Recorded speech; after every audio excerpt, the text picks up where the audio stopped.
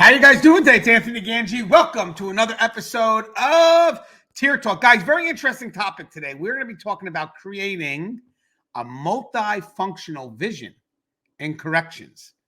This is a tough topic because we have so many different departments working on so many different things, and to find a way to unite them on one common cause it's not easy, but it is a must, because that's the best way that we're ever going to be able to attain the house working together as one. So we got to find that centralized vision. Where is it that we each agree on? I think that's the key. And today our guests are going to be Russ Hamilton and Joe Pomponio. It's going to be a great dialogue, guys. We have a lot to discuss.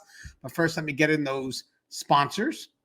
So our first sponsor is American Military University. Guys, if you're looking for a degree to seek higher education, please check out American Military University. They're very supportive of what we do in corrections, very supportive of what we do here on Tier Talk. And again, guys, we're looking to bring experience back into the classroom. So if you get a chance, please check out American Military University. We also have Guardian RFID from inmate tracking and cell checks to cloud-based business and artificial intelligence. Guardian RFID digitally transforms jails, prisons, and juvenile detention facilities of every size. Visit guardianrfid.com for more information. And guys, don't forget, Guardian RFID has a YouTube channel, which has some content up there as well that provides tips to the trade. You'll find myself up there, Joe, Russ, William Young, Greg Piper, Steve Menard. I mean, the list goes on.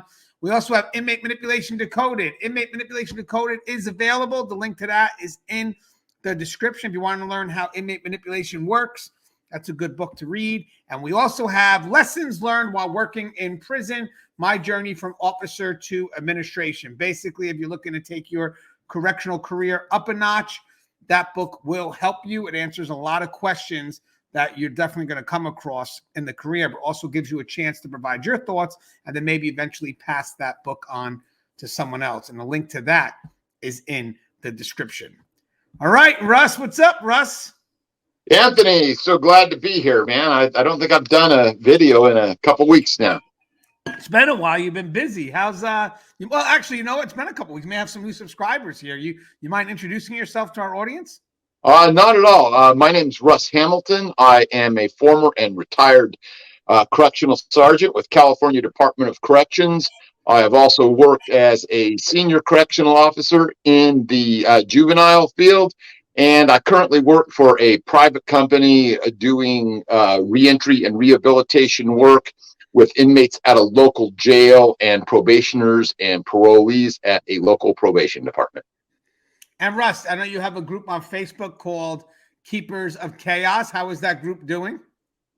Keepers of Chaos. It's awesome. I founded Keepers of Chaos specifically to help those in our field. Anyone that works in corrections at all in any capacity, not just custody. I've got the Facebook site for you, which is Keepers of Chaos. And there we really focus on training. We focus on history. We focus on content and just generally helping anybody with anything that has to do with this field that's so difficult to deal with so often.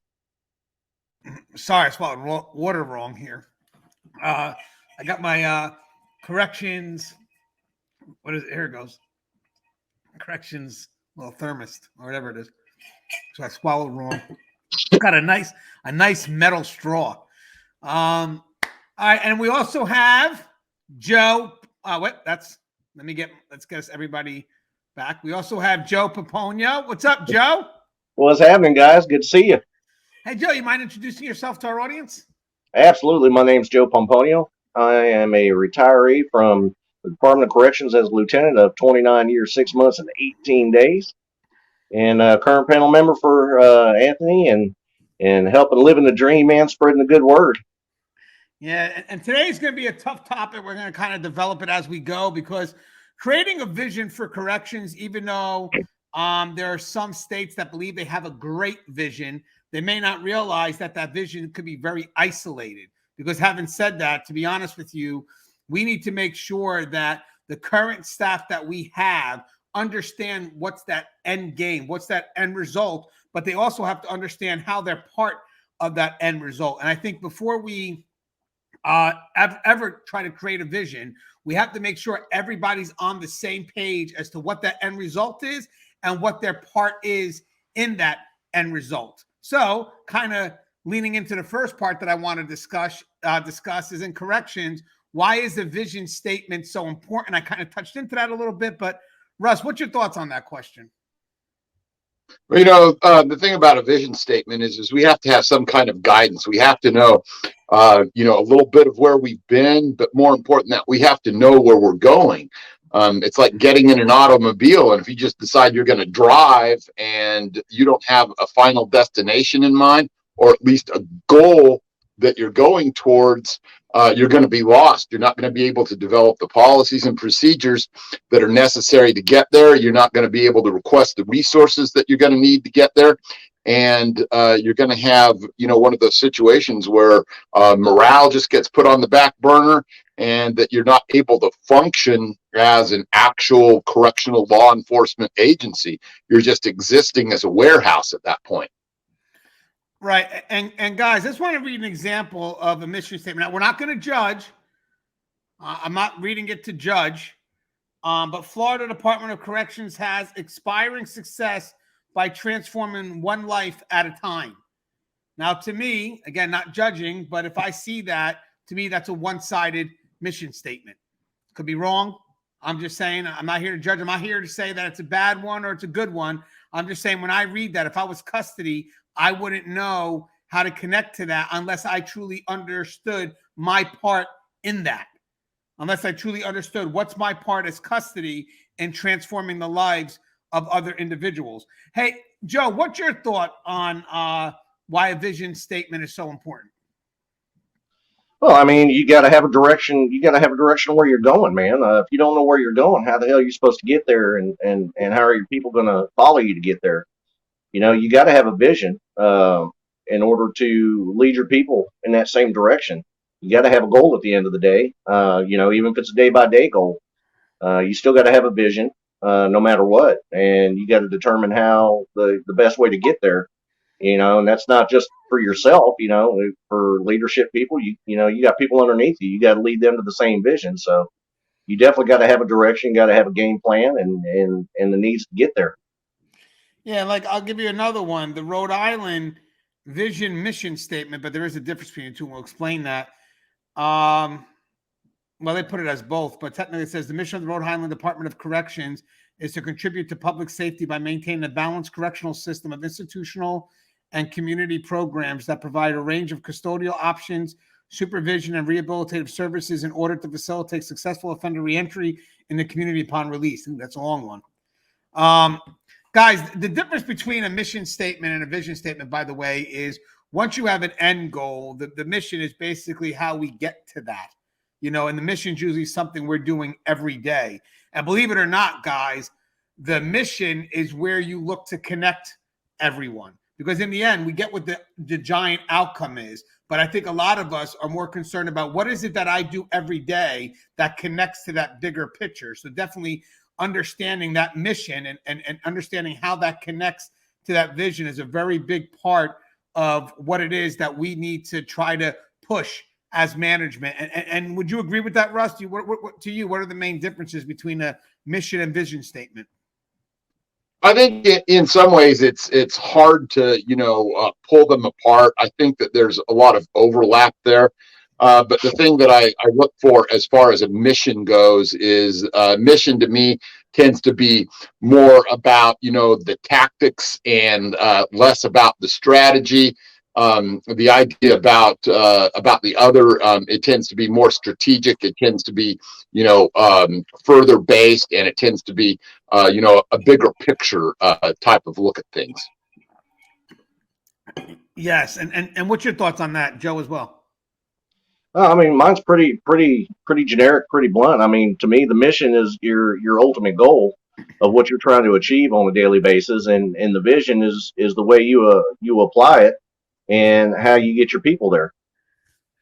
Yeah, and I think for me, I obviously I agree with you guys. I think the mission is what we spend most of our time trying to reinforce so we can get to that vision. And sometimes, to be honest with you guys, the vision is a destination that we're always going to try to reach. I mean, that's the goal. We're always trying to reach it. But the mission is something, like Russ said, it's tactical. It's something that we need to be reaching every day. I think there's just more effort to really, let's meet what the mission's trying to tell us to do. So eventually, it starts to get us closer to what that vision statement is. I kind of see the vision as like part of that infinite end game.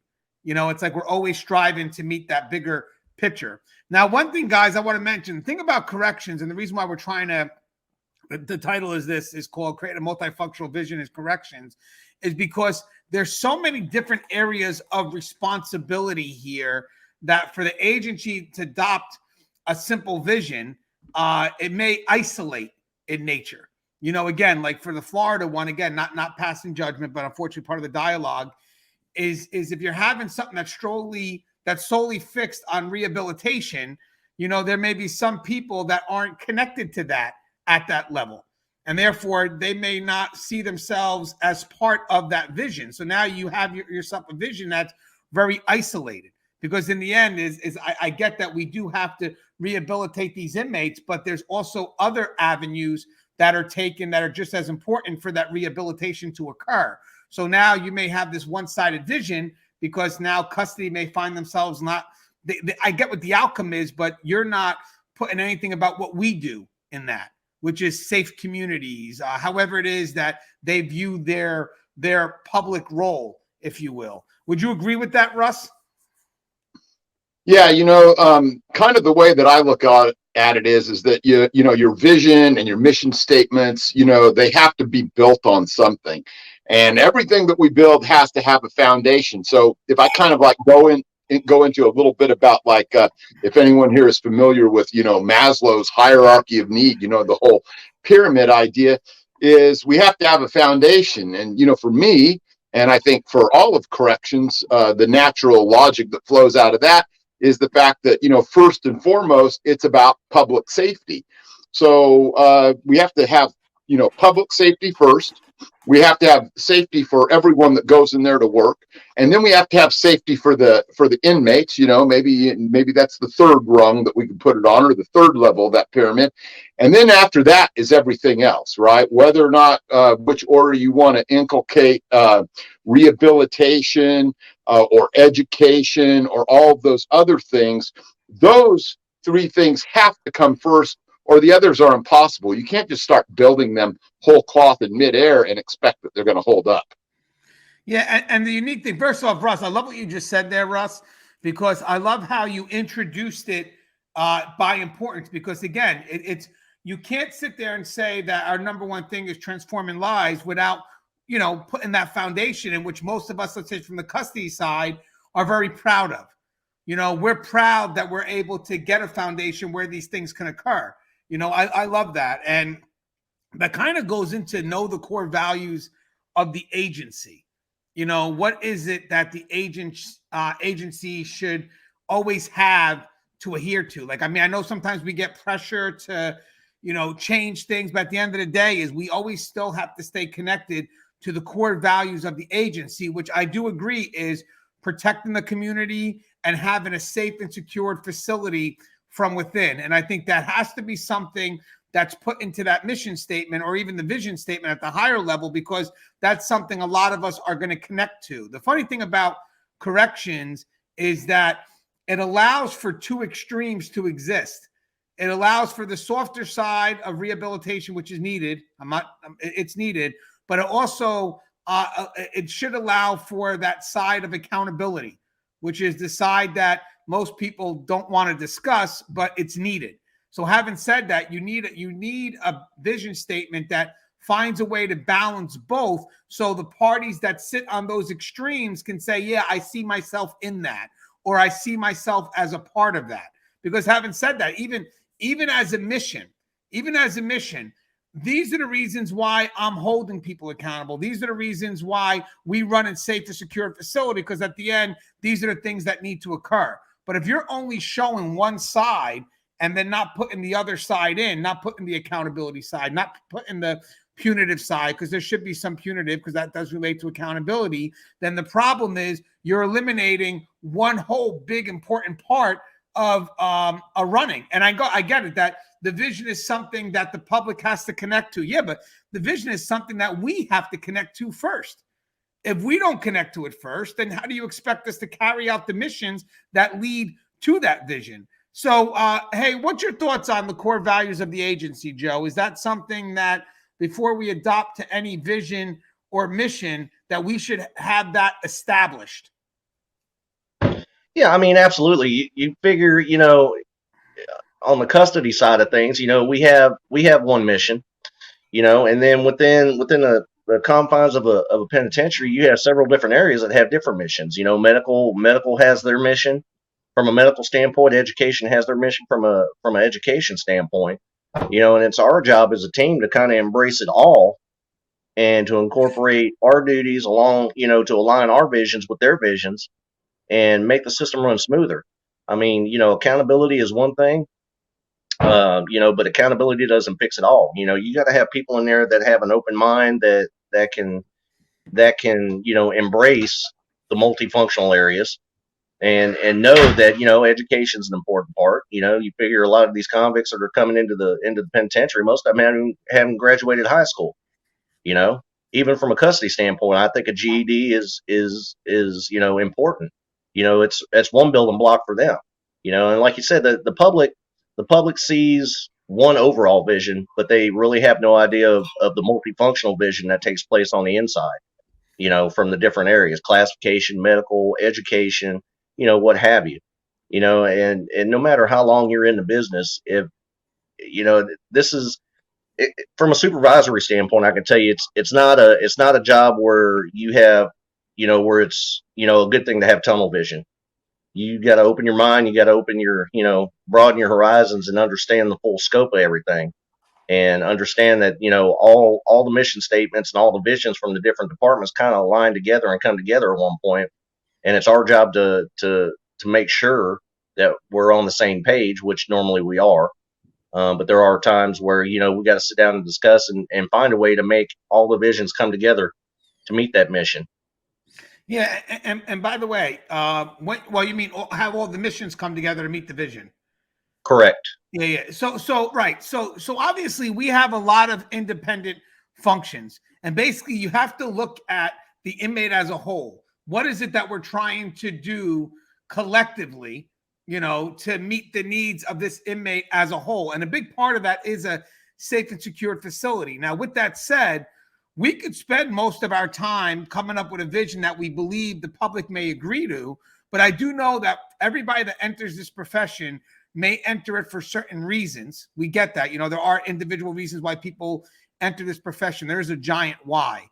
But I do believe for the most part, the people that are trying to enter on the custody side may have some difference in the why they're entering the profession as opposed to someone who's entering on the rehabilitative side. So having said that, creating a vision that shows the importance of each, which means that here I am when I'm beginning the academy or whatever it is, I understand that with that vision, how I play a part of something bigger. So it doesn't mean that I just do this function and that's it. There's no end game. It's just I do this function and that's what we're about. No, it's about I do this function to commit to this higher level. But I like how we're able to incorporate the importance of that function to connect to that higher level. But Russ, just in general, what are some of the differences between some of the people that may enter to be the custody side and some of the people that may enter to be the rehabilitative side? I think that you can. I think that you can find faults on both sides with some of the reasons that people get into this. I think, though, that you have to be mindful of what I said about the base of that pyramid. Though ultimately, public safety has to come first and foremost. Having said that, a part of public safety can be a facet of that whole idea behind rehabilitating people. I think that sometimes on the rehabilitative side, though, you get some people that are very much invested in helping that inmate, that specific inmate, that specific set of inmates to better their life, instead of looking at it from the viewpoint of that is my job to do that, to impact their lives. But my job really is, and first and foremost, my loyalty has to be to the department with regards to what they want me to do. Otherwise, it becomes very easy, to fall down that rabbit hole of, well, my goal is to change these people's lives. Well, no, really, it's to facilitate the change in their lives through what we're doing to keep the public safe. And so I think that that's one way the people on the rehabilitative side of things can kind of mess up. Now, you can look at it from the other point, where someone coming in from the custody side could be so about, safety and security and everything else that they can become, in some ways, sometimes detrimental toward the mission part that does involve the rehabilitative side. So I think the hardest thing to do in corrections, beside corrections itself just being hard, is to be able to achieve and teach balance, because there has to be some back and forth. There has to be some give and take, but each side should struggle at least to try and recognize what the other side sees and why they see it that way. Yeah, and guys, I like what Russ just said, because basically the vision clarifies the why behind the mission. So having said that, if I'm doing these things tactically, why am I doing it? I'm doing it for these reasons, which usually does lean to the rehabilitative side, the cultivating of the inmate population, let's say, and ultimately the transition into the public. If that's, hopefully, if I believe that's key. Running a safe. Ultimately, it's about running a safe and secure facility in an efforts to cultivate. Which I like to use cultivate as opposed to transform, because cultivate means there's two willing parties involved. The inmate looking to change, build from those expectations that you're pushing on them, and then the people from the outside who are part of that and working with an inmate who does want to do the right thing. But I love what Russ just said. I mean, the vision is the why behind the mission. So having said that, sometimes we could get so caught up in our departmental mission that we don't look for the why. And at the end of the day is we get stuck at that first level. That's what Russ said.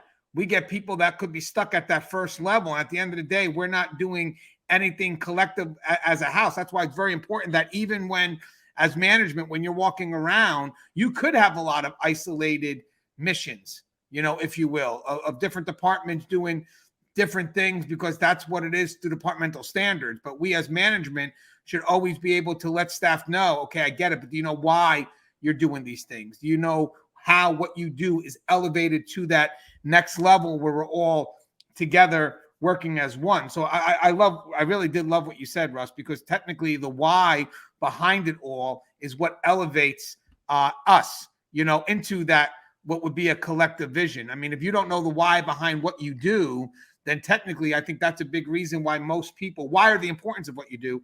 That's why most people kind of stay at that front level, and then it's funny because then when they're if they don't understand the why, or they're resistant to the why, and I mean, what I mean by the why, guys, I mean the higher level vision, what the vision's trying to push across. When you have people that are resistant to that, then they're going to wind up leaving their department down here. And the scary thing is, guys, is when you have department heads, because that's where it matters too. When you have department heads who are unwilling to see the higher level why, if all they see is just a very simplistic view of the mission with no connection to the higher level vision, they're putting a lid on that department from connecting to what the mission would be. Russ, I thought that was great. What's your thoughts on that, Joe? Because there's a lot there to unpack. Oh yeah, there's a lot there. I mean, I wholeheartedly agree. Our total mission is rehabilitation, but different departments have different ways and different reasons for rehabilitation. Ours is custody and control. I can honestly tell you with no problem that I worked a facility where we were considered a transfer facility, and the facility actually wound up turning into what they called a substance abuse pre-parole facility. And the guys that we were getting are, within 120 days of paroling out and required to take an educational course. It was, governed by a private entity that came in. They set up offices and and all kinds of stuff. And I'm telling you, me included and my staff were resistant to it. Up until the point where we were actually required to take this course and actually see hands-on what the offenders are required to go through. I mean, they literally treated us like the inmate population and made us undergo this course. And I could say I was the most resistant of all, but towards the end of the course, I seen their vision and I seen what they were trying to do from a faith-based standpoint and from an educational standpoint and a reintegrative standpoint. Not only was I impressed, again, after being a lieutenant for so long, I was pretty much dead set in my ways. But it also unlocked my mind and it made me realize that, there are so many opportunities at rehabilitation out there, that custody, control, and safety and security are paramount. Don't get me wrong. But rehabilitation comes in many forms. And I was really surprised at the fact. And, when you look at their structure and the way they governed their programs, they were stricter than security was. Because one mess up in that program behaviorally, you're out. You go back to your facility of assignment to complete your sentence, whatever it was. Your parole's off the board. So, with that being said, like I said, rehabilitation comes in many forms. It's not just, keeping them in the fence and keeping them safe. There's a lot of different ways, and you got to have an open mind. And sometimes it's tough. It really is. It really is tough. But, everybody comes in, either security, education, classification. They all come in with different views of rehabilitation. And, I honestly feel that during the academies, they need to incorporate that to make the incoming cadets understand that rehabilitation comes in many forms, not just keeping them inside the fence. And I think that will help open their mind from the onset and give them a broader vision of the total mission. Yeah, and then I love that. And then also on another note, we also have to maintain a culture that's consistent with what the academy is trying to deliver then. Because at the end of the day, you could have people that adopt this new vision right from the academy, but then when they go to a facility, they're rocking an older culture. And then eventually, within a couple of weeks, they're going to start forgetting the vision from the academy, and they're going to look at things in an isolated fashion, depending on the pressures of their department, if they're very isolated in how they carry out their mission. The funny thing is, guys, is that you could have a lot of people that enter this profession, as I said, for different reasons. More, if I look at the rehabilitative side, right, you have a lot of people that have a specialty. And what happens is they come into this profession and they let that specialty define how they think they're going to move in this profession. But that's not how you're supposed to look at it. You're supposed to look at it on the opposite way. I'm working in corrections. How does my specialty apply to this? And that's when you start to see the missions that connect to the higher level vision. Because again, people that jump in the helping role, there's many reasons why they decide to do that. It's a helping profession. There's many reasons why you may decide that this is what I want to be. And then you can go into the profession, into the corrections profession with that individualized mindset. Like Russ said before, I'm here to help the inmate. Whoa, hold on. No, you're here to help the agency help the inmate. Let's not skip that middle person there. Let's not skip that, because the problem is if you come in with the mindset that I'm here just to help the inmate, then you're going to get taken down some rabbit holes. But if you come in and connect to the vision of the agency and say, I'm here to help the agency, help the inmate, look what you're saying first. I'm here to help the agency. That means I'm working with everyone, here to go ahead and meet the needs of the inmate. And then us too, on the custody side, could easily say, we're here to facilitate the safe and security of a facility so we can go ahead and help these other departments be just as effective. But I think it was great when Russ mentioned, and Joe, right on top of it, Joe, is the fact that we have parameters and the vision statement, even though it may look like, it's, I don't know, for some people, it's sad to say, but the vision statement looks to be, wide. And technically it's not, because the vision statement still has the parameters of the mission. It still has the rules that are to the left and right that you must follow, that creates that bigger vision, which brings us up to the next part. This is what's hard. We kind of talked about this before, but a vision needs to inspire. Now, having said that, we have different people that come into this profession for different reasons. Now, I want to mention something real quick because I've spoken at a lot of conferences, right? We put out a vision that makes sense, and basically this is the mission that you need to carry out to get to that bigger vision, right? Now, here's the thing. We know what that vision is, and eventually we'll try to sell the vision. But when you come into this profession, right, you have to also find a way to align what it is that you're trying to do with the vision of the department or the agency. And if you can't do that, then maybe this isn't the job for you. And guys, this goes beyond what someone makes for the job, their pay. Like if I'm looking to inspire, let's say Russ or Joe, and I say, hey, why did you get into this profession? And Russ and Joe say, well, it pays good. That's not really giving me nothing to move with. At the end of the day, if I'm looking to inspire you, trust and believe pays it. I get why we go to pay. It's easy. But at the end of the day, I've known people that got paid well and they did not like the job and they left.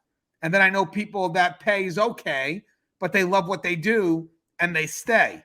And the reason why is because they connect themselves to something higher. So even when I'm walking around and trying to find people's why, I think it's a great question. Why do you do what you do? Why do you do what you do? I think it's also up to the person to find something to connect themselves to. There's some, it's corrections. There's a lot of good in this profession, but you have to find yourself something within that vision or the daily missions carried out to connect to the vision that you can connect yourself to, align yourself with. So then it helps me help you. But if you're only here for the money, then there's nothing I can do that's going to inspire you. There's nothing I can do. But Russ, when it comes to inspiration, yes, we do expect the vision or even the mission. If the mission's written right and you understand what your part is and how that part, services the other departments, that to me is rewarding. And if you understand the importance behind that, that's great. You're going to find a way to connect yourself. But if you're strictly here for the money, there's only so much management can do. So Russ, when it comes to inspiration, I mean, how much of it's on management and how much of it is on the individual who has to do the job every day? I think a lot of it is being able to fill the niche that needs to be filled. But beyond that, you also have to find a way to, expand what it is that you can do. I mean, you can start out, and, do we have a need for some people that are really the true knuckle draggers? Absolutely. Right. And I think that, the people that are, maybe more involved on the rehabilitation side, the reentry side, maybe sometimes they don't see the necessity of that. But we have to do something to fulfill the entirety of the mission. Is our scope going to be more limited? Are we going to try and at least to some degree stay within the bounds of what our prescribed role is, what our prescribed title is? Yes, but we can do that in new ways where we are much more facilitating to those individuals that are on the other side from us that tend to be more caught up in the softer parts of this profession, if you will. And, one of the things that, I've harkened back to a lot of times is when I was out there, finding weapons day in and day out, and trying to, move my own little part of the chart to try and be that impact player, it would be easy for me to just stay in that little particular part of my role. But I found ways to get outside of that. I started talking to some of the nurses and some of the people and putting them on my email list to let them know some of the things that were going on in the institution that they were otherwise oblivious about.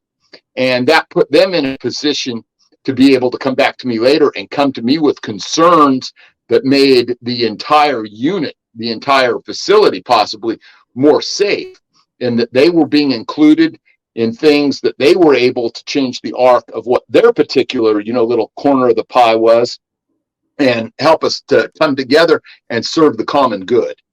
Yeah, I like what you said too, because I have seen people that have done searches, very successful, let's say found a weapon, and then they limit themselves to how good of a find that was. They may say, yeah, that weapon was a great find because, I helped protect my partner today. It's like, no, you protected the facility. You protected other staff. You protected inmates who could have been stabbed by it. Whatever it is, there's a bigger picture.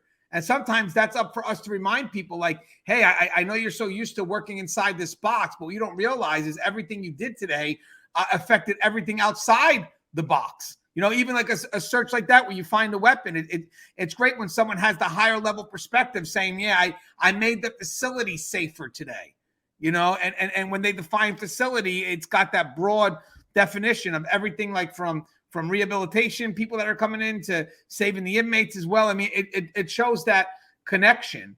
And I also think when it comes to a vision that needs to inspire, even though we're on extremes, right? We're on extremes.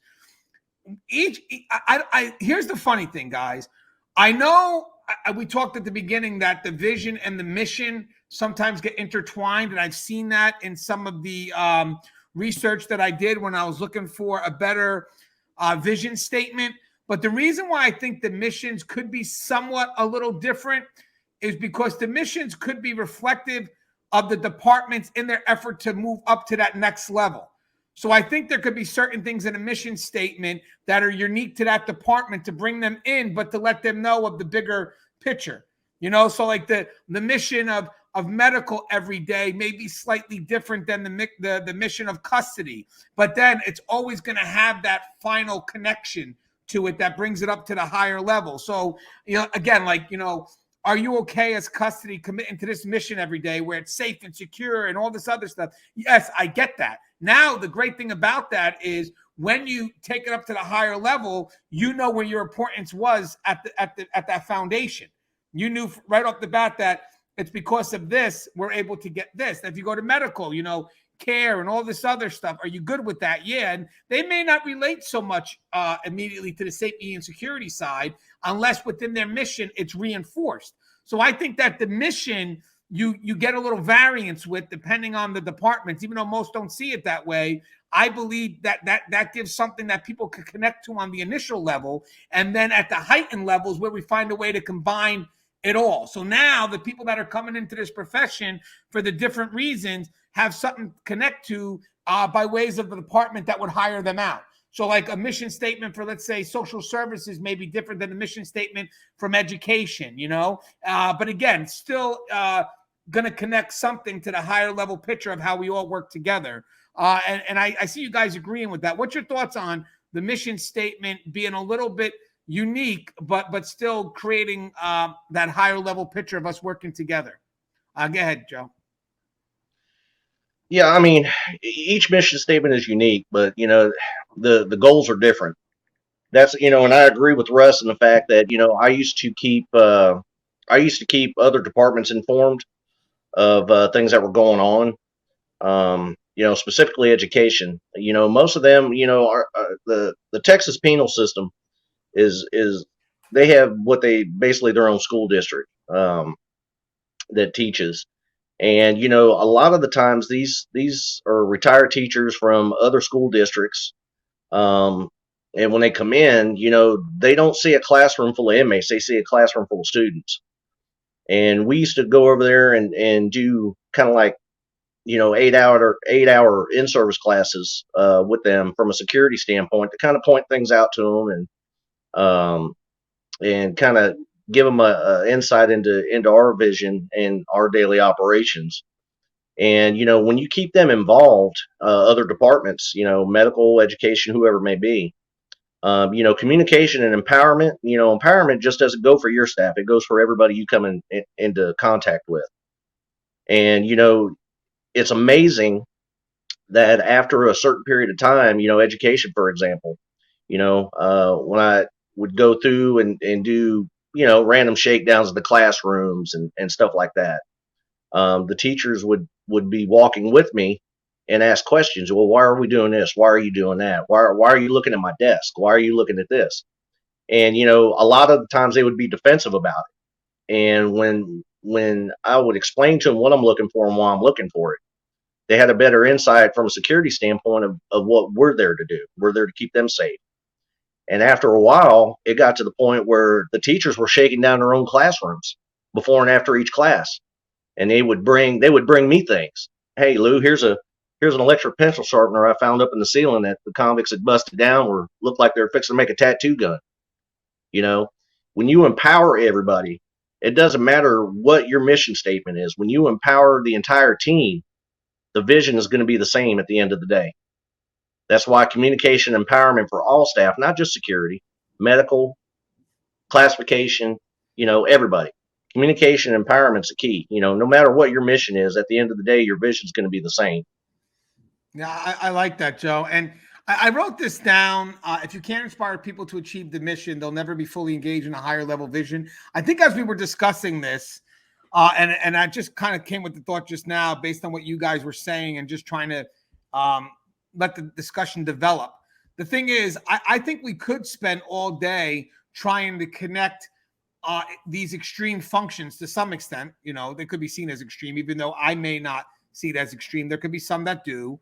But having said that, I think really the magic comes from that what Russ said at the beginning, that foundation, which is the mission statement. That mission statement may have a level of relevance to the department with a hint of that higher level vision connected to it. But let me start off initially with seeing what I could do for my department in an effort to meet that higher level vision. So maybe the way to inspire isn't so much through the vision statement. Maybe the way to inspire first, and the only way to do it at first, is through the mission, because that's where you are able to kind of see where the different variances are. You know what I mean by that, right? So basically the different departmental responsibilities, and really create something that doesn't just directly relate to their immediate job assignments, their task significance, if you will, the work behind what the meaning behind what they do, which will make it obviously specific for them, but also hints at that significance part. It's like, how does what Joe does or how does what Russ does specifically relate to what it is that I need to do at the higher level? So, Russ, if we could just back it up a second, I'd love your thoughts on what we just developed here. A lot of people, remember at the beginning, we talked about that some people may intertwine the mission and the vision. And then when you work for a multifunctional system like corrections, maybe the magic would be is looking to work with the missions to inspire the different functions to get to the higher level vision. So what's your thoughts, Russ, on actually the inspiration originating from the mission statement? Well, yeah, and I think that, going back to that great example that Joe gave there, I think that, we can look at it from the other side too, as we start to, maybe get some better training out there for our officers, get some people to bite off more into what's going on with respect to, I just lost it there a minute, with respect to what our side of it does. What we can accomplish is we can move the goalposts a little bit with regard to what we see as our prescribed role when we are at the point where we're able to take on a little bit more of the facilitation of some reentry and rehabilitation facets. Not that we should, be, take the place of counselors or anything like that, but we can do, pro-social modeling. We can be out there, talking and taking the temperature of our yards, which is something that we do anyway, and still be out there as an example to these inmates to try and push them towards things that they don't necessarily want to do and are sometimes, very resistant to, which is the rehabilitation side. Yeah, and Russ, by the way, Russ, I think that's great because it shows how all of our sides working together connect to that. So basically, the vision is what you reverse engineer into the missions, so this way people kind of know exactly where they're at, and making sure that they get to that end game. It's kind of funny, very similar to a procedure and policy discussion. What does the policy want? And let's create procedures that lead to the policy. Same thing here. What does the vision expect from us? Okay, so now let's get to these independent missions and get them working together, because again, each department's going to have an independent mission, sad to say, because they serve independent functions. Our job is to try to start to connect those missions and then elevate that to the vision. And guys, by the way, when it comes to being clear with where it's meaning, I think the vision statement, to be honest with you, may have words like integrity and all this other stuff. But I think where the meaning really matters is in the mission. Because I think that I'm just going back to what Russ said before and Joe complimented on is If you have a good foundation, right, which I guess is that mission statement where everything is clarified and everything is understood, then we're all going up to that vision together. And that's when it's great to utilize words like integrity and stuff like that, because we all, through our work at that lower level, through our work through the mission statement, we all know what that integrity means. You know, we all know what it means to be loyal, to have integrity, to do the job professionally. You know, we understand what it means because it's clearly established inside the tactical side of what we do. So remember, guys, vision is something that we strive for every day, you know, in our effort to reach, you know, the perfect system, which we never do. We never are, but the effort to strive for that is what matters. The tactical side is where we have to have the clearest of definitions. Because in the end, when we get to the higher level can kind of define what would have been intangibles. But they're not to us, because it defined our work at the lower level. So, Joe, what's your thoughts on when it comes to being clear with its meaning? Do you believe that definitely the clear definition behind things should be established in the tactical side of what we're doing, because that could easily translate up to the vision? Yeah, I mean, you definitely got to be clear. You got to be clear with where you're going. You know, application of your vision is integral. So is communication. But you definitely have to be clear in your intention. You have to be clear in your meaning, and you have to be able to clarify to those, you know, around you and above you who don't quite understand where you're going. You know, you have to be a well-rounded kind of individual to be able to clarify a vision and sell the importance of the vision, and not only, you know, understand their point of views and their side of the mission or the vision, but, you know, being able to take their ideas, hints, tips, policies, and procedures, whatever the case may be, and incorporate it with your own, still keeping within the boundaries of policies and procedures, and, you know, keeping it between the curb or between the ditches, so to speak. But, you know, being clear is a big importance, you know, because if you can't apply anything you learned, and you can't, you know, empower those around you to see that same vision, or at least be able to clarify it to them, you know, you're going to have problems. I mean, we all know that reintegration and rehabilitation's important. I mean, it's basically the blanket mission statement across the United States. Everybody's got that same generic, you know, provide public safety, promote positive change in offender behavior, reintegrate them into society, and assist the victims of crime. You know, how we do that is four-part. You know, not only through custody and control, but through you know, educational programs, through chaplaincy programs.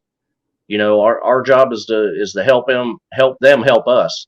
You know, and that's one thing that I've always, you know, kind of am not pressed, but, you know, I kind of, that's something that I always taught other departments. You know, let me find a way to help you help me help you. You know, and once you give them the broader scope outside their boundaries, we get a broader scope outside of our boundaries as well. And together, where those circles overlap, is common ground. And when you have that common ground, you're going to get to the vision no matter what.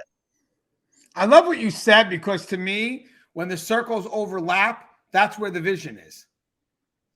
You know, if that makes sense. And then everything outside is where the missions are. You know, guys, when we developed just now in today's discussion, because again, this is great.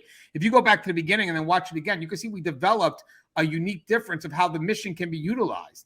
You know, I remember having a discussion where we were trying to talk about creating a new vision, and it became so complicated because we couldn't find a common ground to invite people in. Like, we could find something that the public would love, but at the end of the day, our job right now was to create a vision that people are attracted to want to be in the profession. And we couldn't find the common ground because we had a lot of worries here. The worries were, yeah, well, that may attract, let's say, people that want to do the safety and security side, but that may be against what the public may want to see. So now we had all these complications, and you just couldn't find a way to meet in the middle. And I think that the big resolve that we just said right now is really that's the mission statement that, you know, we could settle on. Because in the end, I think if we all understand the task significance behind our independent missions and how that connects to the bigger picture, or what could be seen as an independent mission, but it's really not. It's just, it introduces you to the bigger picture, but just at a very smaller scale. I think what happens here now is that people will say, you know what, I get what you're about. I would like to connect to this profession here. I like what these missions are about. And maybe those missions are really meant for us to see as a department, to motivate us to do the job. And then the vision sells the overall picture. The vision sells the overall outcome of everybody being inspired by the mission, and then you carry that up. But again, we spent all this time going back and forth trying to come up with a vision that had so many extremes that, to be honest with you, the vision started to conflict with each other. When you want to get all these words that will invite these people into the profession, it's like, hey, guys, we're conflicting in our verbiage. Because having said that, we have so many people coming in for so many different reasons that what we should try to do is connect those independent reasons on the mission statement. So then when we elevate it up, it's not so conflicting because everybody knows exactly where we're headed. But I do think that matters when it comes to that mission statement. What's your thoughts on that, Russ? Yeah, I think that there's a lot of competing things that are going on with regards to, the personnel that we're hiring, with regards to, people sometimes, pandering to, certain elements of society that are taking away from the overall efficacy of what goes on in a correctional department. It's one of those things, if I get back to the pyramid again, we've had the pendulum swing so far out now in some things that we've basically, turned that pyramid, over topsy-turvy. And, it's got, no base. It's going to topple over, without picking on any particular Department of Corrections or any particular jail. I mean, we've seen it across the country where these things have just, turned over and then toppled over, and nobody's getting served. The inmates are not safer. The staff are not safer. The public is not safer. There's no actual, rehabilitation or reentry work going on because things are so out of kilter. Things are in such, chaos that nothing is being served, and the entire department, is laying there. It's toppled over. And, there's just a bunch of, different competing warring factions, just a bunch of, tribalism and territorialism and things going on that nothing's being accomplished. So I think what we've outlined here is a better way to go, expanding and broadening things and making people responsible and accountable and wanting to get involved in all aspects of the pyramid, not just their own little specialty. Yeah, and guys, I love that, Russ, because basically if you see the vision as the outcome and you see the mission as the journey, a lot of people will go ahead and stand tall with the vision because they understand the significance behind the mission. It's like, oh, I do agree with that vision. Why? Because I'm a big part of the mission that took us to that vision. And obviously you want to keep things short, right, in present tense. And I think that's more that makes sense to me a little bit more because, as I said, I read the one that was longer and it just became overcomplicated because it looks like they're just throwing stuff that it's just like, oh, these are things we're accomplishing. It's more like bragging. It's like, I'm not connected to that. It's just too much. I'm sorry, you overwhelmed and you lost whatever it was. You lost the value behind just overwhelming me with all the good things that you think you're doing. It's just too long. I do think that if you keep it short, the quality carries a lot more weight. And I do feel that right in present tense is perfect too, because it's something we're ongoing. It's not a past tense. Which brings us to the last part. A vision statement should allow itself to evolve. Remember what I said before, and I think it makes sense. What I said before was when it comes to a vision statement should allow itself to evolve is that we're always striving to meet that vision statement. But the problem is that the vision statement could change as we grow into an agency. I mean, guys, I can't tell you where we're going to be 5 years from now. So I can't set a vision for 5 or 10 years because the department's constantly changing. And we have to allow for flexibility in the vision statement to understand that, hey, we are going to change, and that's why it's kind of like an infinite game, as Simon Sinek would say, where we're hitting mile markers, but we're never going to get to a finish line. It's just, what's the next mile marker? What's the next mile marker? If you go ahead and you make a vision statement that puts a lid on growth by saying, this is it, this is what we have to meet, and that's it, then we're stuck. We're never growing. And here's the other point too. If we allow the vision, if we write a vision statement that doesn't allow for the evolution of corrections, then think about the missions being done below it. You're going to start getting people that just get so stuck and resistant in their ways when there is time to make a shift. So I think even in the mission itself should allow for some variability, if you will, something that says, hey, this is what we're doing, but everything's always an effort to grow. And to be honest with you, that comes from having staff that take initiative and are innovative. Because at the end of the day, we could be doing something one way. And if we allow for growth, you're going to have people that are going to take risks that could make things better for the department, which can make the vision even greater. And now you have people at the front line that feel that they're a part of that new vision. I mean, that to me is what makes sense. I think if you come down to the summary of this whole dialogue, we have to make people feel that they're a part of the vision. And I think that gets expressed through the mission as it as it carries up. But I'll go with Joe first and then Russ, because I'd like to get your thoughts on this. What's so important about having a vision statement that should allow itself to evolve? How does that benefit staff? It's beneficial for everybody. I mean, you never put the lid on the jar. You always leave yourself room for expansion. Corrections as a whole,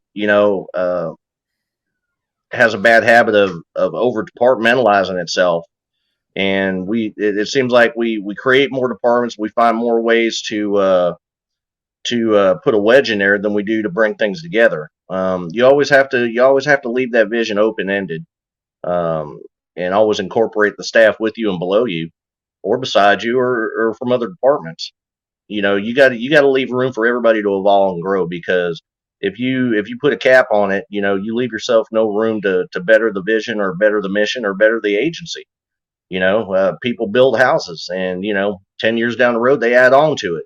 Why? Because they want to evolve. They want a better vision for that house. They need something better, and correction should be no different. You never cap yourself as an individual, or as a whole, as a unit. You got to leave yourself room to evolve. Yeah, I love that, guys. And guys, I want people to know, as we sum up this thought, the dialogue we had, we discovered something along the way. We discovered that the strength and the variance comes through the mission statement, and that ultimately we could use that as a tool to create a vision that brings everyone together. I think the mission and the vision are two different things. I think the mission can be utilized as a great foundation to go ahead and say, well, what can we do here within the mission tactically every day that will give people an idea of their task significance, so we can create the vision, and the vision literally is us together. It's the end result of the missions that are being carried out. Hey, Joe, any thoughts in closing? Yeah, I mean, individually, when you go into this profession, never sell yourself short, and never give yourself an ultimate goal that you're not going to evolve past. If you do, you're not going to do yourself any justice, and you're not going to do those with you, or beside you, or below you, any justice. The way I look at things is kind of police departments aren't just police officers. You have dispatchers, you have detention officers, you have medical personnel. They in total make up the police department. County jail, same thing. Detention officers, you got deputies, you got dispatchers, you got medical personnel, and corrections should be the same way. It should be a team effort in general, and not just a label that we give just to security officers, because there's a hell of a lot more than just security that goes on inside a penitentiary. So, corrections as a whole, should incorporate teamwork and evolution, no matter, where you're at. So, don't sell yourself short. Don't be so streamlined in your tunnel vision that you're not willing to evolve. Because once you stop evolving, then you're in a rut, and it's not a good place to be. Thank you, Joe. And Russ, do you have anything you'd like to say in closing? Yeah, I'll just piggyback on what Joe said there. I think that there's a lot in that. There's a lot of value that you can take away from what he just said. Don't be so myopic in your view that you're only thinking about the safety and security that happens today. I think we also have to think about the safety and security that happens tomorrow and in years to come. Are we a safer society if we're able to rehabilitate some of these people? I think the answer to that is yes, because we can stop that generational point at which we have, criminals begetting criminals, if you will. Am I so naive to believe that we're going to help everyone? Absolutely not. Am I naive enough to believe that everyone is salvageable? There's only a very small percentage, but I think that, as far as, coming together in a comprehensive way and trying to be the best that you can be, just not at your particular job, but in facilitating the jobs of other people, we're all far better off. Yeah, and guys, the reason why we wanted to have this dialogue is that we're trying to do our best to try to come up with ideas to help bring people into this profession. And part of it is something that they can connect to, a higher level of worth. And I think that the agency has it. I think working in corrections does have a higher level of value and work to it. I don't care what anybody says. I know the work that happens behind the wall. And I've seen people after they retired after 25 years feeling that they lived a life that was fulfilled. I've seen it. Some people could second guess what I'm saying, but I've seen it. I'm going to feel it when I'm retired, regardless of all the frustrations. My purpose and my why is connected to this profession. So even within the frustrations, they're just challenges, never obstacles, just challenges. But at the end of the day, it does matter with that statement. What is it that I can connect to on a personal level that I feel aligns with my values, my core values? I mean, that's the key too. I mean, besides the core values of the agency, you're coming into this profession with a set of core values. How does that relate to the vision? And I do feel when we're starting to get frustrated and we can't find that universal vision, I think that's because the connection hasn't been done through the missions. When you're having trouble trying to find out, well, how do I connect everyone to that higher picture? Don't look there, because you can't jump to the end of the game. You have to look at the journey. The connection is not at the vision. The connection really is, the initial connection is like what Russ said, at the foundation. It's in the mission. So I think if we're looking to try to figure it out, then maybe what we should do, because again, we can't treat everybody like one. Good leadership actually knows that, you can't lead people the same way. So therefore, if I want to create this one single vision, where am I going to allow for the variance and the variables? I'm going to allow it in the mission, the tactical side, because the tactical side is where they develop task significance, if you will. So if I'm gonna create some type of unity, believe it or not, I have to allow for this mission to allow people to find their value, find a way to align it through the mission, and then the joint vision together will really be strengthened by the roots of the variances that bring us together, the diversity of the different reasons why people join this profession. So again, instead of us looking to find that one catch-all phrase, why don't we first go to the mission and try to find task significances that we could put independently at first in an effort to bring us to that final vision. As always, guys, the show is Tier Talk. If you haven't, please subscribe, interact, engage, comment, hit that bell. Bell's going to notify you every time I post a video. Stay safe.